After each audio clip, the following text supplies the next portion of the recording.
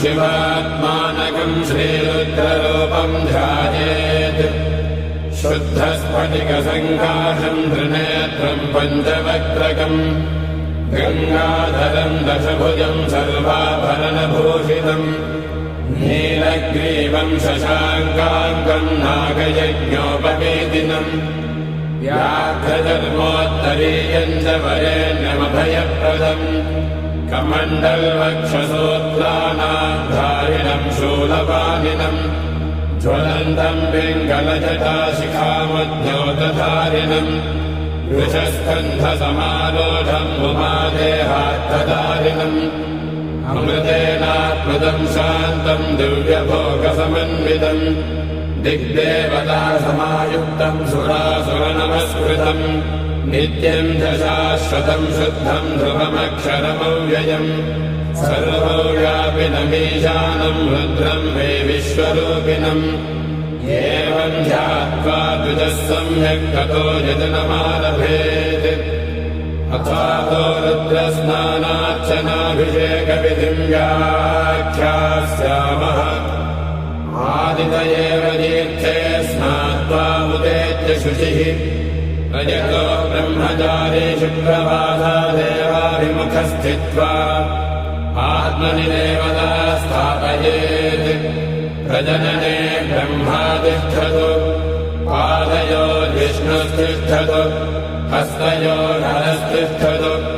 बाह्वोरिन्द्रस्तिष्ठतु जठरे अग्निस्तिष्ठतु हृदये शिवस्तिष्ठतु कण्ठे वसवस्तिष्ठन्तु वक्त्रे सरस्वती तिष्ठतु नासिकयोर्वायुस्तिष्ठतु नयनयोश्चन्द्रादित्यो तिष्ठेताम् कर्णयोरश्विनौ तिष्ठेताम् ललाटे रुद्रास्तिष्ठन्तु मूर्ध्नादित्यास्तिष्ठन्तु शिरसि महादेवस्तिष्ठतु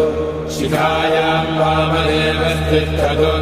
पृष्ठे पिनाकी तिष्ठतु पुरतः शूली तिष्ठतु पार्श्वजो शिवाशङ्करो तिष्ठेताम् सर्वतो वायुस्तिष्ठतु ततो बहिः सर्वतोऽग्निज्वालामाला परिवृतस्तिष्ठतु सर्वेष्वङ्गेषु सर्वा देवता यथास्थानम् तिष्ठन्तु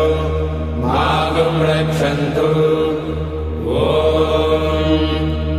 अग्निर्मे वाचिः श्रितः वाहृदये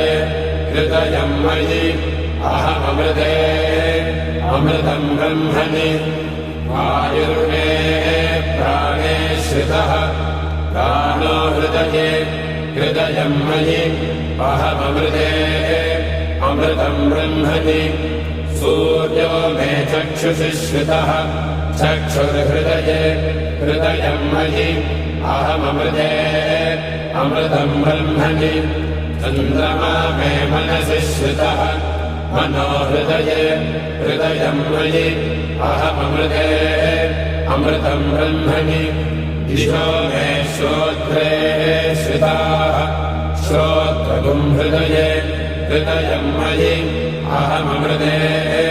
अमृतम् ब्रह्मणि आपो मे रेतसि श्रिताः रेतो हृदये हृदयम् मयि अहममृते अमृतम् ब्रह्मणि